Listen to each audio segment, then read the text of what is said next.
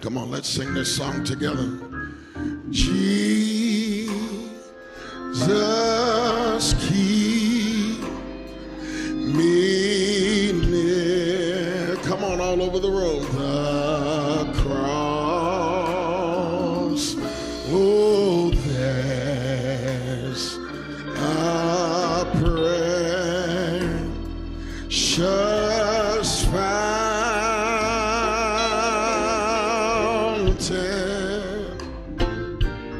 oh, free to all my healing stream, oh, flows from Calvary's mountain.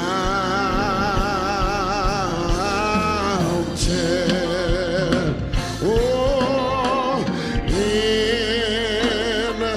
the cross. Oh, in the cross. Oh, be my glory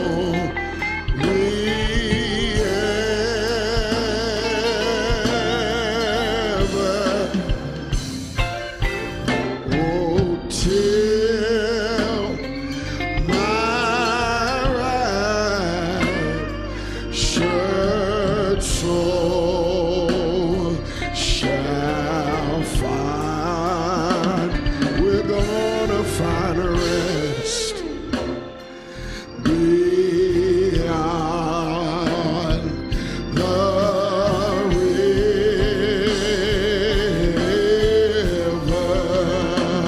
Oh, in the cross. Oh, in the cross. Oh, be my glory ever.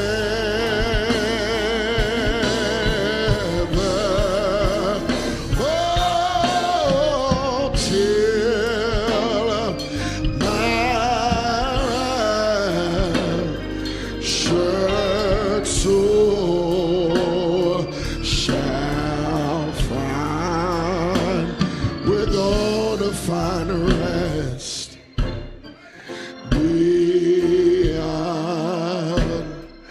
the river. Oh, we will find rest beyond the river.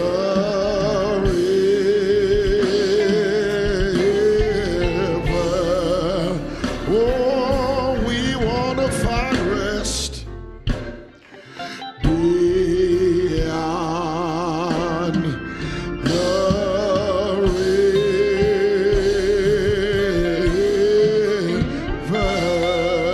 river.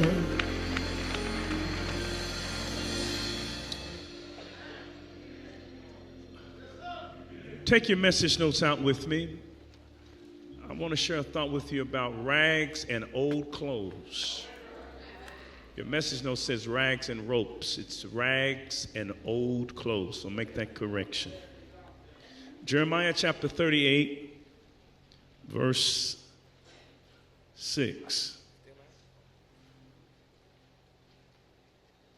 So they took Jeremiah and put him in the cistern of Malchijah, the king's son, which was in the courtyard of the guard. They lowered Jeremiah by ropes into the cistern, that's a well, into the cistern, well. It had no water in it, only mud. And Jeremiah sank down into the mud. But Ebed-Melech, a Cushite, stop here. Where's Cush? Africa. It's Ethiopia. He's an Ethiopian. He's an African. But Ebed-Melech, a Cushite, an official in the royal palace, heard that he had put Jeremiah into the cistern while the king was sitting in the Benjamin gate. Ebed-Melech went out of the palace and said to him, "My lord the king, these men have acted wickedly in all they have done to Jeremiah the prophet. They have thrown him into a cistern where he will starve to death when there is no longer any bread in the city." Then the king commanded Ebed-Melech the Cushite, "Take 30 men from here, and you will lift Jeremiah the prophet out of the cistern before he dies." So Ebed-Melech took the men from with him, went to the room under the treasury in the palace. He took some old rags and worn-out clothes from there and let them down with ropes to Jeremiah in the cistern. Ebed-Melech the Cushite said to Jeremiah, "Put these old rags and worn-out clothes under your arms to pad the ropes." Jeremiah did so. And they pulled him up with the ropes, lifted him out of the cistern, and Jeremiah remained in the courtyard of the guard. And they used old rags and some worn-out clothes. I would not want to be Jeremiah. I don't think there's anybody in the Bible who had a more difficult assignment than Jeremiah. No wonder he's called the weeping prophet.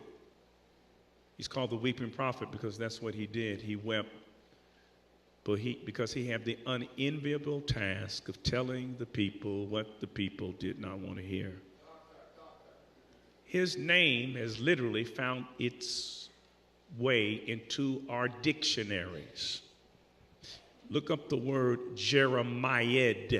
Take off the H at the end and put up on a D, and you will find that word in the dictionary. It is a word that is a derivative of his name, which means sad, morbid, depressed. Whenever you are sad, morbid, depressed, you are in a Jeremiah mood. Named after this prophet, Jeremiah. For 40 years, he has been telling the people that God's going to punish them, that sin has consequences, and God was going to punish them because they have broken covenant with God. But they didn't believe it. They felt that since they were God's chosen people or special people, that God would never allow any harm to come to them. But they forgot that they were not chosen for preferential treatment. They were chosen for a preferential assignment. They drifted from their purpose and mission, and Jeremiah kept warning them that God was going to send an army to conquer them and to destroy them. They didn't believe it. Well, 40 years has passed. The people have not changed, and guess what has happened? Everything Jeremiah said would happen has happened. The Babylonians, Nebuchadnezzar, this great, vicious, cruel army is surrounding the entire city of Jerusalem, poised to invade. And Jeremiah is saying, "I told you." And now he's saying, "Go ahead and surrender. Don't try to fight back." Now there's a group of brave men, a militia has formed, and they have decided that they will resist the Babylonian invasion. And Jeremiah, while they're fighting, trying to resist, Jeremiah is telling them, surrender. The Babylonians will inevitably defeat you because God has willed that the Babylonians would be his tool of punishment and judgment. So you might as well surrender. Well, they didn't like that. I mean, here they are trying to fight the toughest battle of their life. And here's the preacher telling them when they're in the fight of their life, well, go ahead and surrender. You're not going to win. How would you like it if you were in the fight of your life And the preacher came by and said, forget it. You're not going to win. You're fighting to get through school, and the preacher says, go ahead and quit. You're not going to win. Or you're fighting for your marriage, and here comes the preacher and said, it's over. Turn off the lights. Put a fork in it.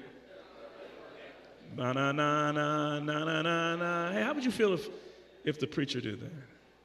Or if you're fighting to overcome some disease, and you're fighting the fight of your life, and here comes the preacher and comes by and says, well, quit taking the medicine. You won't get healed. Well, here they are trying to fight against this army that's going to destroy them. They're fighting back. And here comes the preacher saying, hey, quit. And guess what? Some of the people actually quit fighting because Jeremiah had told them it was of no use. Well, some of the leaders of the army went to the king, his name is Zedekiah, and said, you got to do something with Jeremiah because he is weakening the morale of the people. You know, they don't feel like fighting. They're discouraged because of the preacher. So we need to do something with him. And this king, whose name is Zedekiah, he's a weak king. No backbone. He says, okay, take Jeremiah and do what you want to with Jeremiah. Now, the king knows that Jeremiah is telling the truth, but he won't stand up for Jeremiah because he's a weak, vacillating king. He's spineless. So, guess what they do? They take Jeremiah, they tie Jeremiah up, they find a cistern or a well that belonged to the king's son. And they lowered Jeremiah down in this waterless but muddy well where Jeremiah was sinking in the mud. Their hope was he would die of starvation or maybe die of suffocation as he continued to sink down in the mud. Now, have you ever been in a pit like that? Have you ever been in a well? Have you ever been not only in a well, but instead of seeing yourself getting up out of the well, you're in the well. I mean, it's one thing to be in it, but you're sinking deeper and deeper and deeper into the pit that you're in. Well, if that does not describe you, then keep on living. There will not be one of us in this room who will escape some well where we're sinking in some well. You'll be there. Now, when you're there, keep telling yourself that it's not where you belong. In Psalm 40, for example, there is a man who was in a well, in a cistern, and he said, I waited patiently for the Lord. He turned to me and heard my cry. He lifted me out of the slimy pit, out of the mud and the mire. No, so I cry. In verse 1, he says, I cried out to the Lord. That's what verse 1 says. Go back to verse 1. Verse 1 says, he waited patiently on the Lord. He turned to me. He heard my cry. He turned to me. He put his ear down and said, I'm listening to you, which means he's been praying. And when you're in a well, don't get comfortable in whatever well or pit you may find yourself in. Sometimes you can be in the well so long, you can just take out naturalization papers, citizenship papers in the well. Say, this is where I belong. Some of y'all start decorating the well and putting up some pictures. Hey, man, that's my grandmama on the well. And put her picture up, put your kid's picture up in the well. Some of y'all, amen, go hook up cable TV. What you doing being comfortable in a well? Don't get comfortable in a well.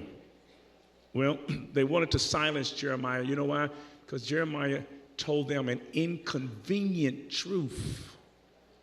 And sometimes truth is inconvenient. Jesus said, the truth will set you free, but it will also hurt your feelings. And this was an inconvenient truth. The Babylonians are going to win. No use resisting. He told them what they didn't want to hear. And sometimes that's what people who love you do. They tell you not what you want to hear. They don't flatter you, but they tell you what you need to hear. And this is what Jeremiah did. He was a truthful prophet. Now, if you got a dress on that's too tight and you want somebody's opinion on whether or not it's too tight, don't ask Jeremiah. Because guess what he's going to tell you? It's too tight. Or if you bring your boo to meet Jeremiah and say, do you think I should marry this person? And they got green hair here and red hair here and yellow hair here and, you know, and got bacon earrings. Don't ask Jeremiah. He's going to tell you the truth. And because he told the truth, they took Jeremiah and they lowered him down into a well. And he would have remained in that well, except God sent somebody to get him out of the well. And guess what? Many of us have been in the well. And isn't it wonderful how many times God has sent somebody to help us get out of the well? And that's why you should help somebody else get out of the well, because somebody helped you get out of the well. And the person that God sent was the most unlikely person. He was a brother. He was an African. He was a Cushite from Ethiopia. His name is Ebed-Melech. He was a slave, and he went and helped Jeremiah get out of the well. First, he went to the king and asked the king. He interceded for Jeremiah, who was in the well. He went to the king and said, Jeremiah's in the well. If we don't get Jeremiah out of the well, he's going to die. I like that. Because if you know somebody who's in a well, you go ask God. Go to the king and pray for people that you know who is in the well. Say, God, my son's in the well. God, my daughter is in the well. Somebody you know that's in the well, ask the king permission and help to get them out of the well. And the king's going to give him 30 men to help Jeremiah get out of the well. But notice he just didn't go to the king and say, King, help Jeremiah get out of the well. He became the answer to his own prayer. Which means he just didn't say, no, God, get Jeremiah out of the well, and then he expected God to do it. He said, God, get Jeremiah out of the well, or King, get Jeremiah out of the well, and guess what? I will use my muscles to make it happen. Because anytime you pray for anything, you should always make yourself available to help the prayer come to pass.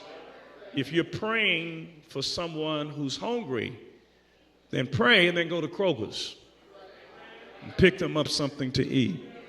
If you're praying for someone who's having, some youngsters having an academic problem, pray for them, but then make yourself available to help tutor them or get them the resources so they can get some tutoring.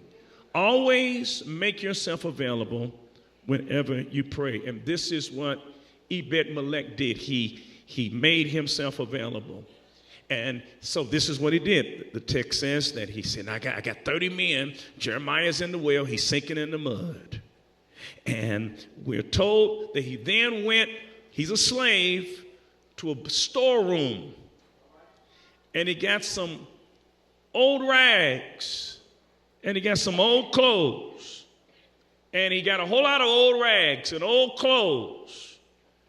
And he got enough so that he could give them to Jeremiah, so that Jeremiah could put the old rags and the old clothes under his armpits, so that as the rope is lifting Jeremiah, that Jeremiah would not experience rope burn as he's lifting Jeremiah. And he lifted Jeremiah with some old rags and some old clothes. When I read that story, I couldn't get that out of my mind. I read it and read it and read it, and it just kept coming back to me. Old clothes, old rags, and lifted somebody using old clothes and old rags. Now, he didn't get these garments from the mall.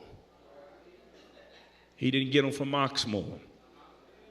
He didn't get nice things. He got some old rags and old clothes. How did he know where the old rags and old clothes were? He knew where they were because he was a slave. And because he was a slave, he no doubt had to, at times, when his shirt wore out, guess what he had to go do? He had to go get some of those old rags.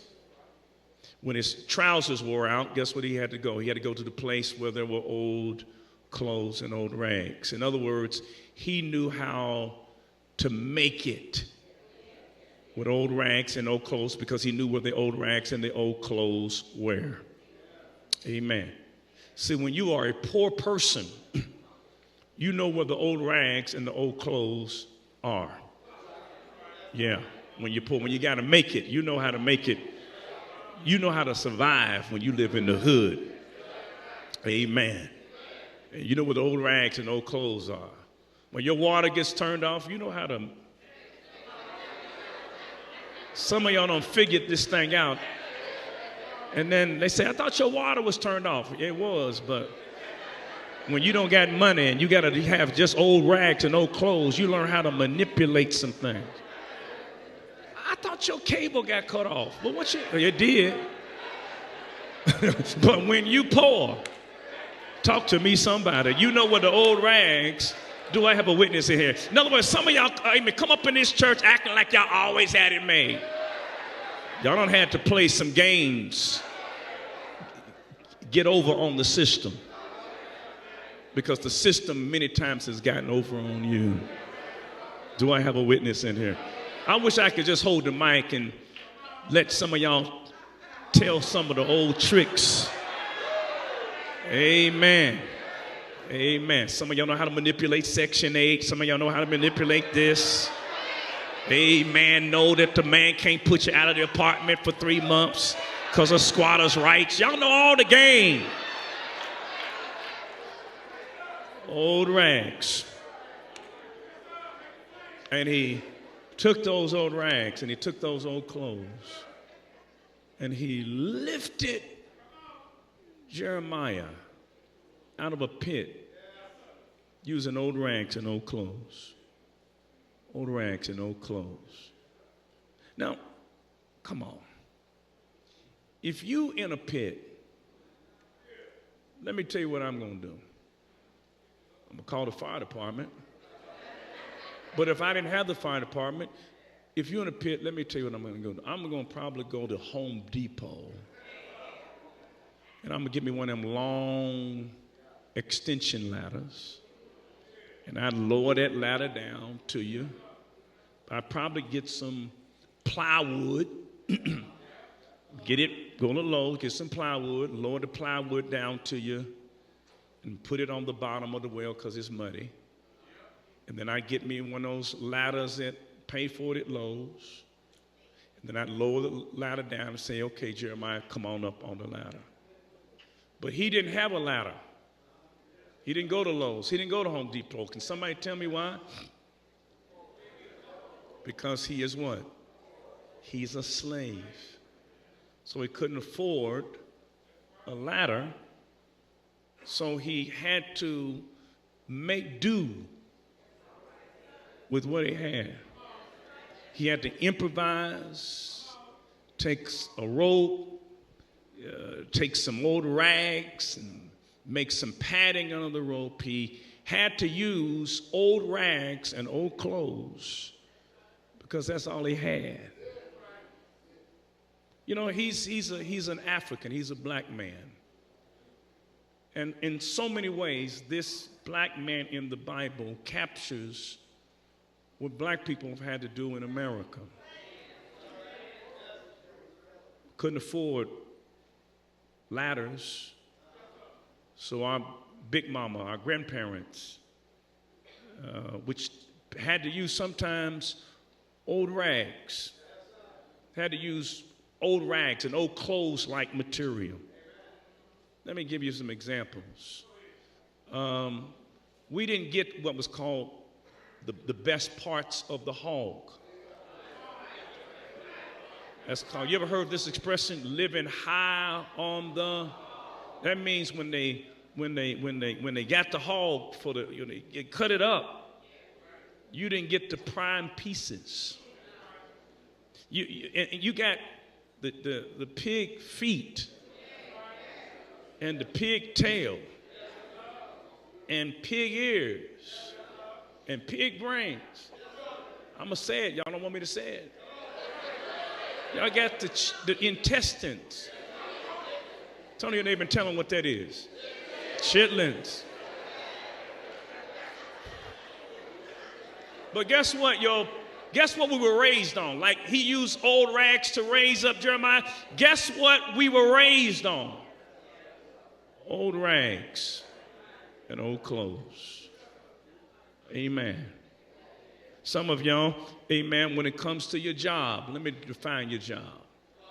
You don't have a ladder job. You got just a piece of a rag job, piece of some old clothes job.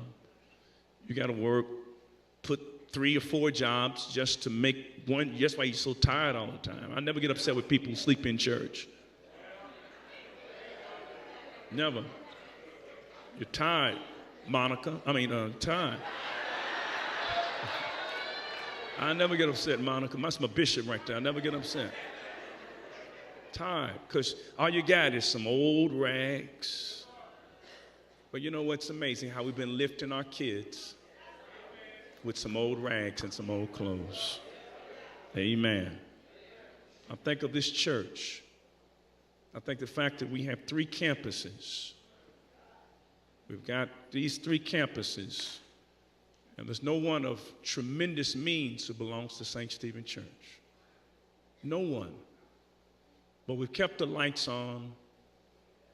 We put this in here. When people from other parts of the community come to this poor neighborhood, the rags and old clothes part of the city, which is California, based on the data.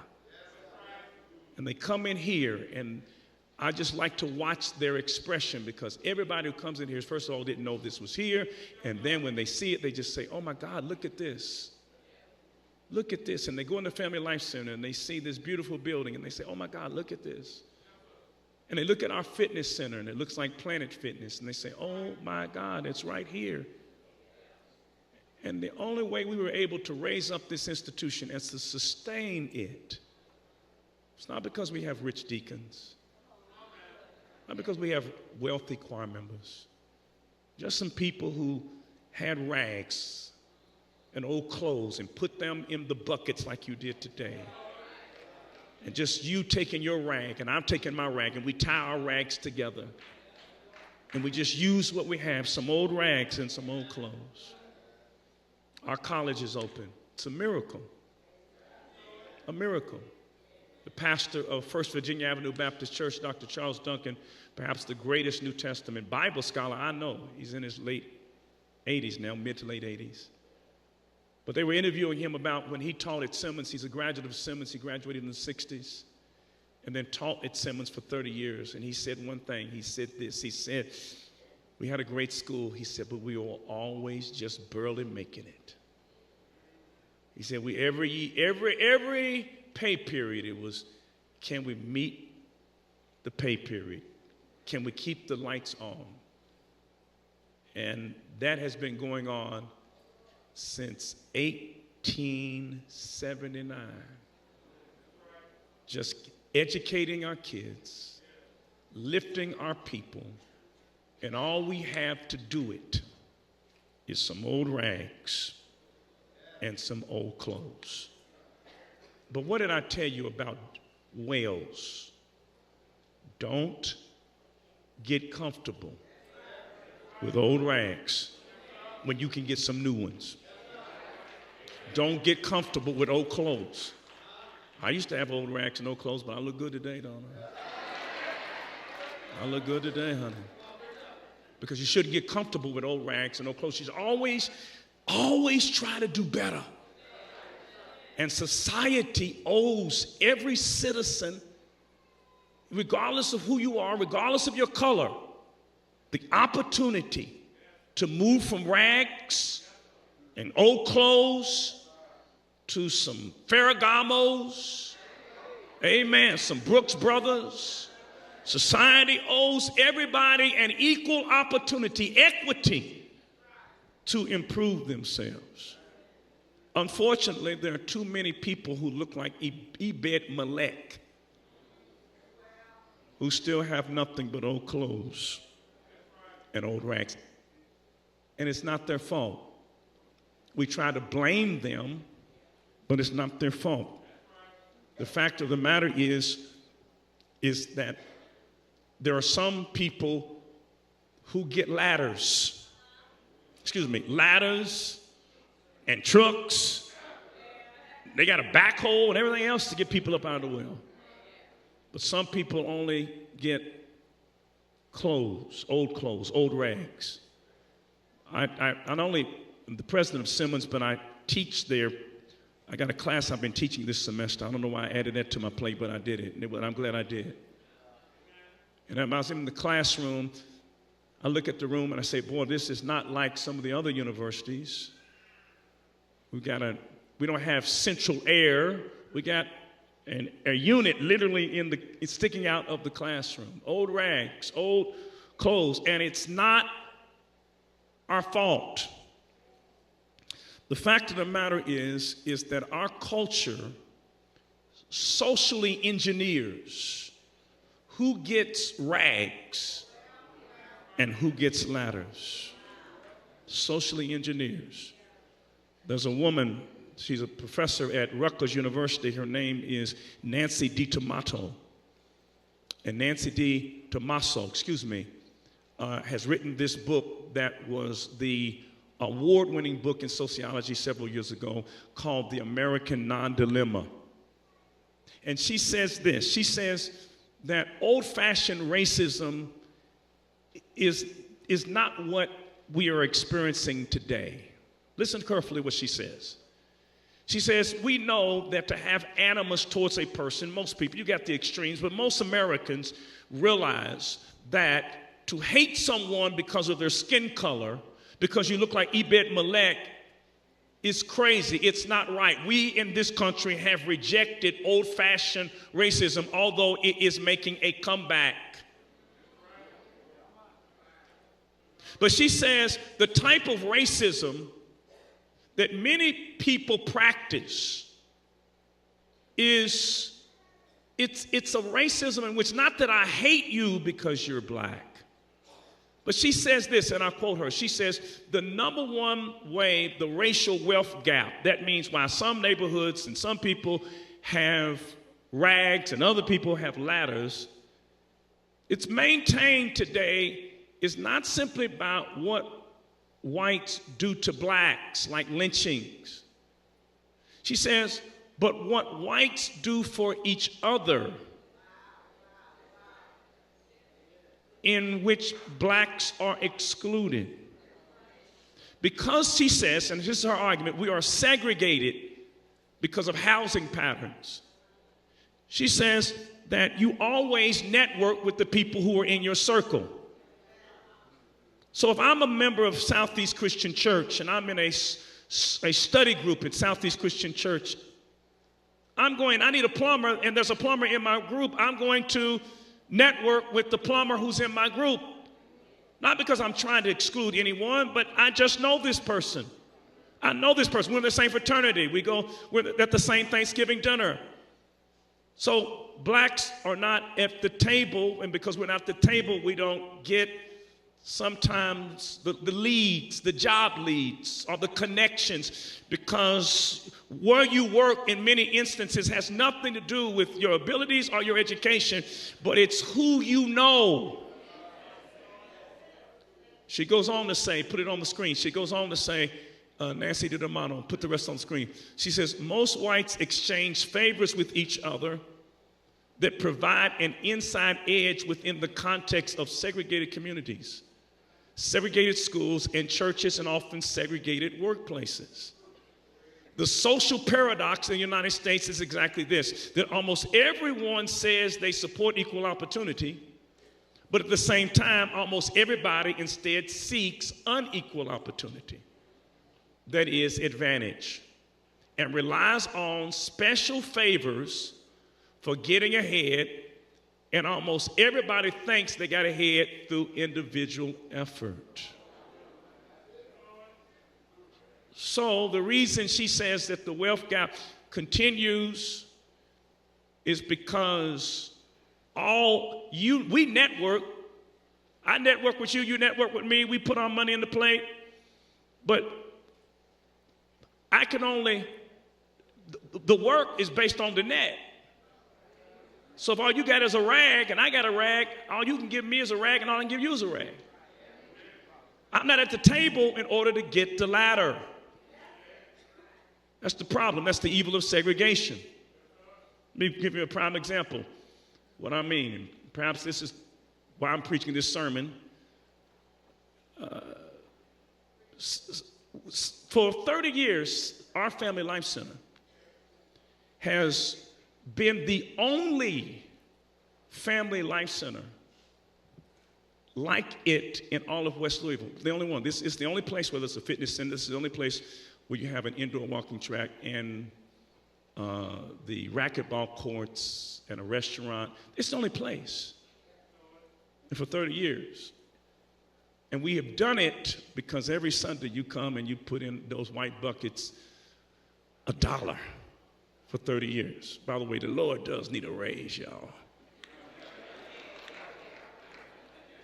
But you put the $1 in the white buckets.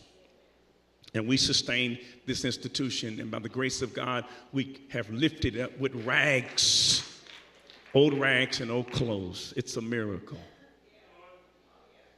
But now, as gentrification is taking place, and people are moving to west of 9th Street, and others are coming in, and I thank God the YMCA is moving on Broadway. And now we've got two institutions, St. Stephen Family Life Center and the YMCA, both are 501c3 nonprofits, both are comparable, both have basketball courts, and both have will have fitness centers. It's not built yet, but that's what they're going to have. They'll have a swimming pool we won't.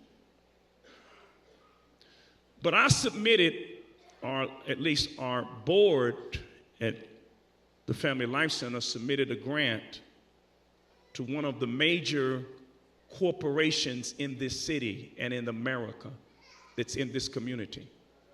We submitted a grant for $50,000. And they said, we're not funding those type of things.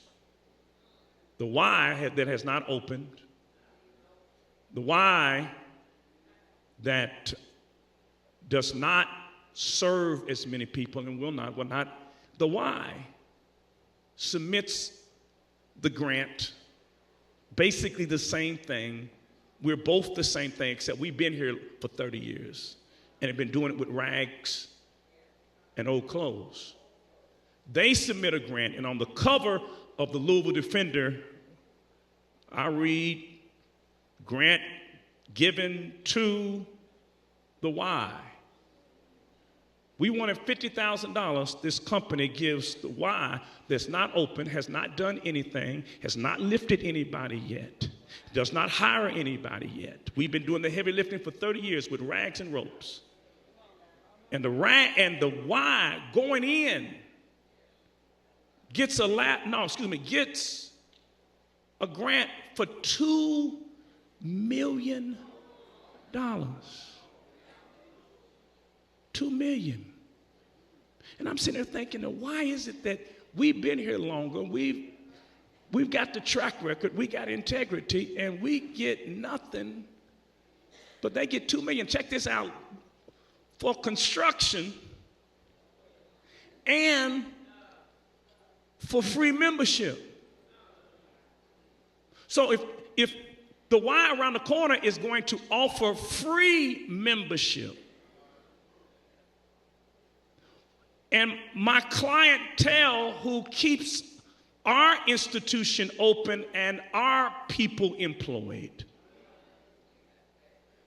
finds out that you can get it free over here because you gave them what you would not give us, then guess what?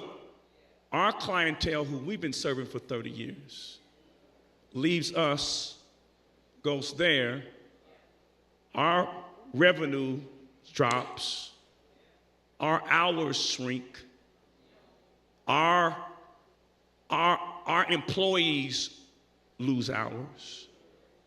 And eventually, they go up, we go down, not because there was an equal playing field, but because you have connections that I don't have or we don't have, and they get the ladder, and we get the rags. And hear me, listen to me. There will be people in the community who will say, well, you know what? All I'm concerned about is just being able to go someplace to work out. I'm glad we got it. But here's the real takeaway for this sermon. You don't close the wealth gap as a consumer. You don't close the wealth gap working for somebody else. When you work for somebody else, you're helping them get rich. You only get wealth when you are the contractor. When you get the business. And if you give somebody else going in who hasn't done anything ladders, and then we got to continue with a dollar makes a difference, some rags and some ropes, then you create a disadvantage.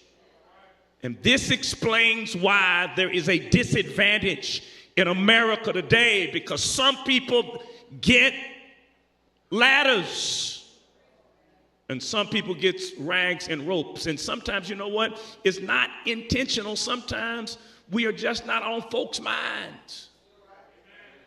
Sometimes we're just an afterthought. And that's why we got to raise hell sometimes.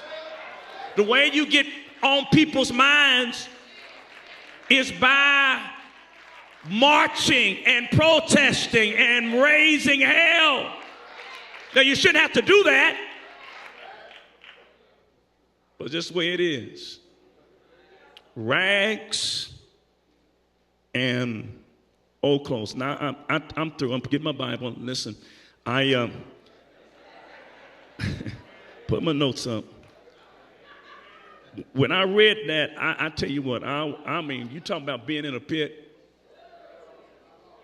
When I stopped and said, my God, the man is going to come in here with some ladders, and I've been struggling with rags and ropes for 30 years. I'm telling you, I went down in the pit with Jeremiah. I said, move over, Jeremiah.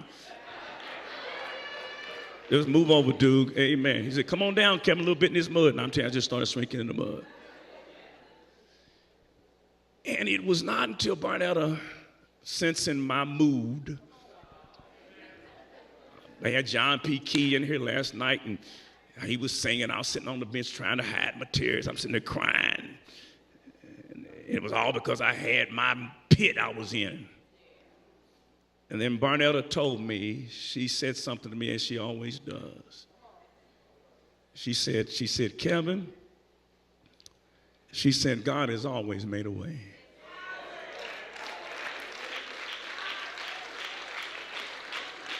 She said, he always has made a way.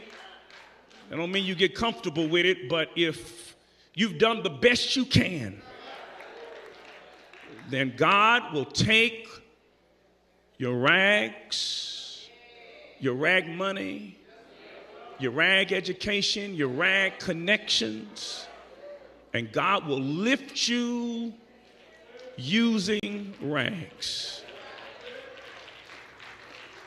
And let me tell you why he does it sometimes. I'm closing. Psalm 40 says this again. Psalm 40, put it on the screen.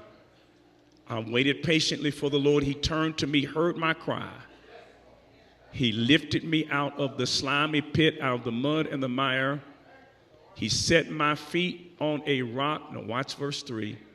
And gave me a firm place to stand. Watch this. He put a new song in my mouth, a hymn of praise of our God. Many will see and fear and put their trust in the Lord. In other words, God is saying, you know what? I'm going to let you get in the mud. And people are going to see me lift you out of some situation that there is no way you could have gotten out of it except God had lifted you. He says they will see how God lifted you. And they'll say, if God can do it for you, he can do it for me. They will see, fear, and what? Put their trust in the Lord. Amen. Let's stand all over this room.